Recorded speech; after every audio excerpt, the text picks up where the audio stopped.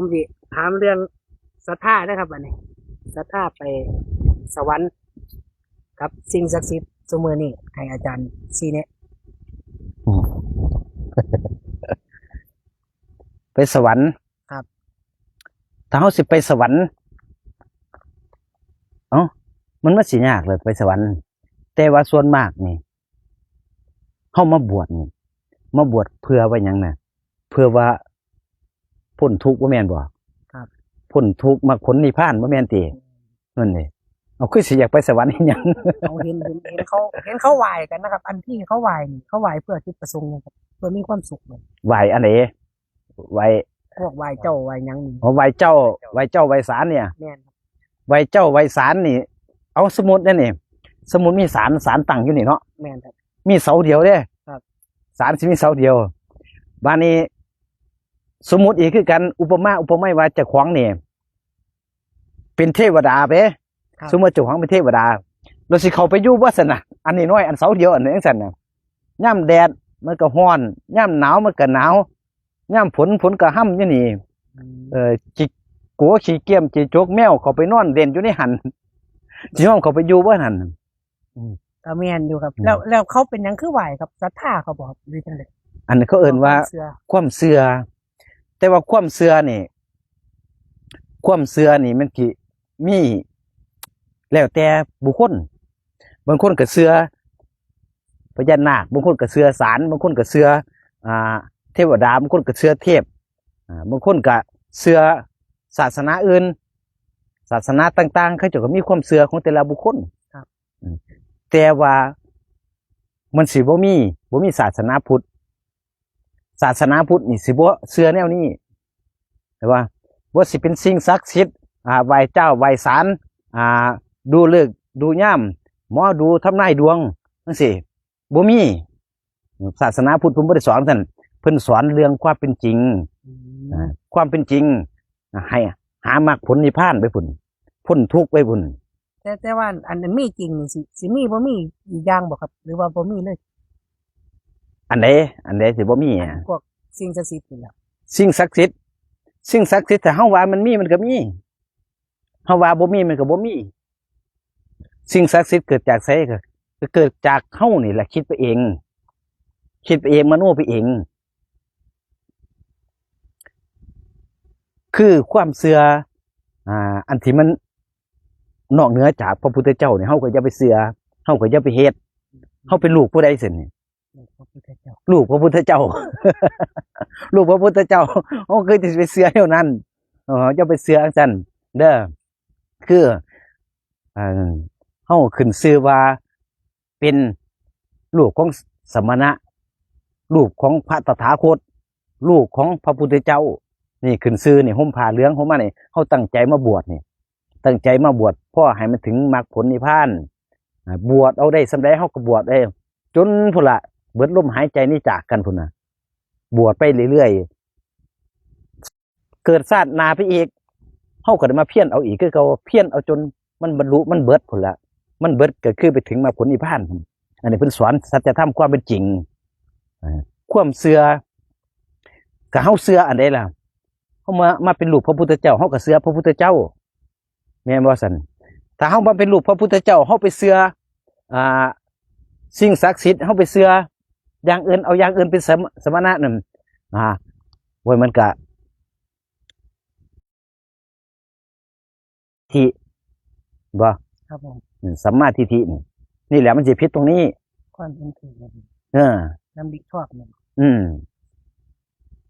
กับมิจฉาทิฏฐินี่สองอันนี่มันสิตรงข้ามกันพระพุทธเจ้าเพิ่นให้ย่างไปทางสัมมาทิฏฐิเนี่ยว่าซั่นน่ะเสื้อเครื่องบ่เสื้อเครื่องซั่นบ่นะคือหมายถึงว่าบ่ต้องไป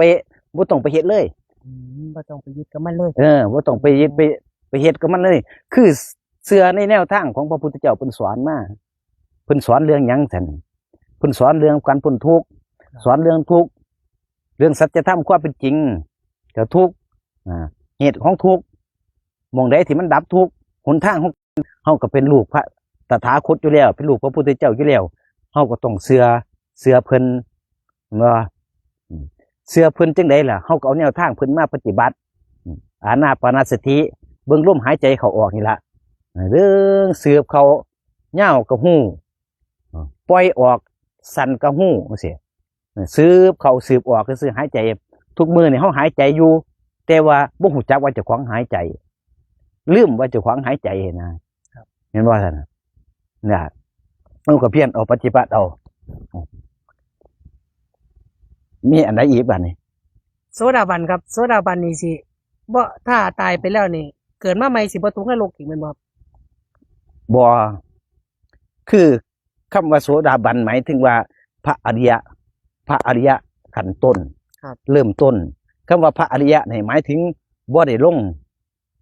งอบายภูมิบ่ได้ไปทุกขติภูมิบ่ได้ไปถ้าสมมุติว่ามรณภาพหรือว่าตายเบิดลมหายใจใจขาด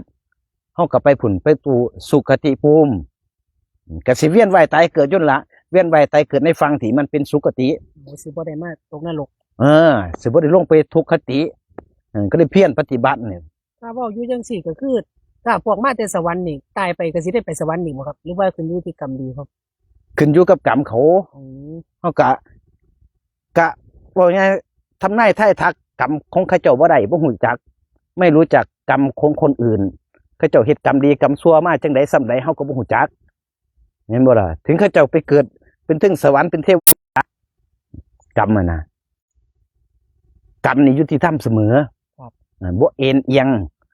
บ่แม่นว่าเอียงไปทางใดทางหนึ่งบ่มีซื่อตรงแน่นอนความเป็นจริงคือกรรมนี่แต่ก็บ่มีผู้ใดมาลบล้างกรรมเฮาได้นอกจากว่าเฮาเฮ็ดเอาเองเบิ่งลมหายใจภาวนาไปเดี๋ยวมันก็สิจางออกไปจนเฮาสิเข้าสู่พระอริยะพุ่นน่ะปฏิบัติเอาไปถึงพุ่นมันก็สิเบิดเด้กรรมอันที่มันบ่ดีมานั่นมันก็สิเบิดเพิ่นต้องค่อยเปรียบเทียบใส่เกลือเด้เปรียบเทียบใส่เกลือเอามีน้ำมันบ่ล่ะน้ำเอาเกลือหยอดลงใส่ถ้าน้ำมันหน่อยเอาเกลือใส่มันก็เข้มถ้าเติมน้ำหลายๆมันมีเกลืออยู่ในหันมันก็บ่ได้ไปใส่มันก็มีเกลืออยู่แต่ว่าน้ำมันหลายมันก็บ่เข้มเด้นั่นแหละกรรมแม่นเกลือนี่หมายถึงกรรมเด้นี่อันนี้อุปมาไปเป็นกรรมเกลือเนี่ยนะน้ำก็คือความดีที่เฮาสะสมไว้บัดนี้เฮาก็เติมน้ำลงไปอยู่ในขันนั่นคิดว่าเกลือมันเสียไปไสเฮาบ่ได้เสียไปไสนั่นล่ะมันเจือจางแล้วก็คือว่ากรรมเฮาก็คือค่อยเจือจางออกไปซื่อๆเข้าใจบ่ได้สุดท้ายแล้วก็มันสิบ่มีรสชาติเข้มเลยนั่นล่ะคือเฮาเฮ็ดความดีไว้เอามาสะสมความดีไว้หลายๆทับถมกรรมบ่ดีเฮาสิเฮ็ดมานั่นล่ะคือว่าเขาเอิ้นว่าสะสมกรรมดีให้มันหลายๆกว่ากรรมบ่ดีเขาเอิ้นว่าลบล้างออกไปนั่นน่ะบ่มีราศีผู้อื่นไปโปไปเสกให้เฮาเด้เบิดเว้นเบิดกรรมบ่มีพระพุทธเจ้าเพิ่นยังเฮ็ดบ่ได้ไม่สามารถลบล้างกรรมใครคนใดคนหนึ่งได้เนี่ยพระพุทธเจ้าว่านั่นบ่สามารถสิลบล้างกรรมผู้ใดได้เพิ่นมีอิทธิฤทธิ์ปาฏิหาริย์ส่ำใดเพิ่นเก่งส่ำใดเป็นระดับใดเพิ่นยังเฮ็ดบ่ได้แล้วเฮาสิไปให้ผู้ใดเฮ็ดให้บัดนี้สิไปเชื่อผู้ใดอีก เห็นว่าแล้ว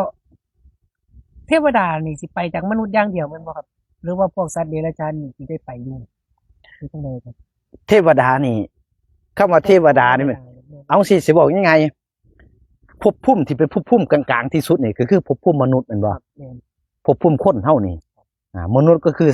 เป็นสัตว์ที่ประเสริฐนี่เป็นภพภูมิเดียวที่ส่งคนไปสวรรค์ได้ไปเป็นเทวดาแล้วภพภูมิเดียวที่ส่งคนลงนรกได้ภพภูมิเดียวที่ส่งคนไปเป็นสัตว์เดรัจฉานได้ภพภูมิเดียวที่ส่งคนไปเป็นเปรตสัมภเวสีสัตว์นรกได้นี่ภพภูมิเดียวนี่นะว่าง่ายๆมันเป็นภูมิปฏิบัติเป็นแม่นบ่ครับสำหรับปฏิบัติบ่มันเป็นภพภูมิสายกลางภพภูมิมนุษย์คือภพภูมิมัชฌิมาครับมีภพภูมิเดียวคือสร้างทั้งสายกลางอยู่หม่องเดียวนี่ภพภูมิอื่นมันก็มีหลายภพเดียวกันนี่สวรรค์ก็มีหลายภพภูมิคือกันนรกก็มีหลายคือกันแล้วแต่สิคุ้มใดแล้วเฮาไปนั่น แต่ว่าภพภูมิกลางมัชฌิมาก็คือภพภูมิมนุษย์เพิ่นสิส่งจากคนนี้ล่ะนี่ไปเป็นเทวดาก็เกิดจากมนุษย์ เป็นอสุรกายเป็นเปรตก็เกิดจากมนุษย์ทุกสิ่งทุกอย่างเกิดจากมนุษย์เป็นลิงเป็นช้างเป็นแมวเป็นอิหยังก็อย่างนี้ก็เกิดจากมนุษย์เบิดเรียบร้อยบ่